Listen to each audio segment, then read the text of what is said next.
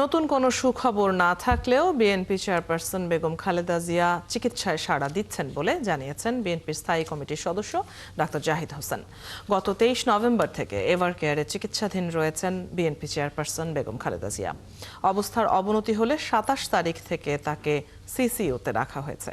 বিদেশে নেওয়া না হলেও এভার কেয়ারে খালেদা জিয়ার জন্য গঠন করা হয়েছে দক্ষ চিকিৎসক টিম, যার সাথে যুক্ত আছেন বেগম জিয়ার পুত্রবধূ ডাক্তার জুবায়দা রহমান। এমন সংকট সময়ে বিএনপি চেয়ারপারসনের স্বাস্থ্যের পরিস্থিতি নিয়ে সংবাদ মাধ্যমে গুজব না ছড়িয়ে সকলকে পাশে থাকার আহ্বান জানিয়েছেন দলটির নেতারা। রাজধানীর এভার কেয়ার হাসপাতালের সামনে আছেন সহকর্মী মাহিলা ইসলাম। এই মুহূর্তের খবর নিয়ে যোগ দিচ্ছেন আমাদের সাথে। মাহিলা, খালেদা জিয়ার শারীরিক পরিস্থিতি নিয়ে নতুন কোনো তথ্য আজ পেয়েছেন কিনা? অদিতি, আপনাকে ধন্যবাদ। যেমনটি বলছিলেন, আসলে সকাল থেকে আছি রাজধানী এভার কেয়ার হাসপাতালের সামনে। নতুন করে তথ্য বলতে গেলে গতকালকে ডাক্তার জাহিদ হোসেনের ব্রিফ করার পর এখন পর্যন্ত আর আজকে তেমন কোনো নতুন তথ্য আমরা এখন পর্যন্ত পাইনি।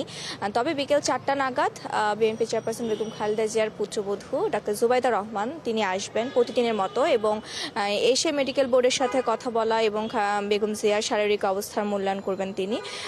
তবে কোনো সংবাদ সম্মেলন হবে কিনা বা নতুন কোনো শারীরিক অবস্থার তথ্য জানানো হবে কিনা সেটি এখন পর্যন্ত নিশ্চিত করা হয়নি।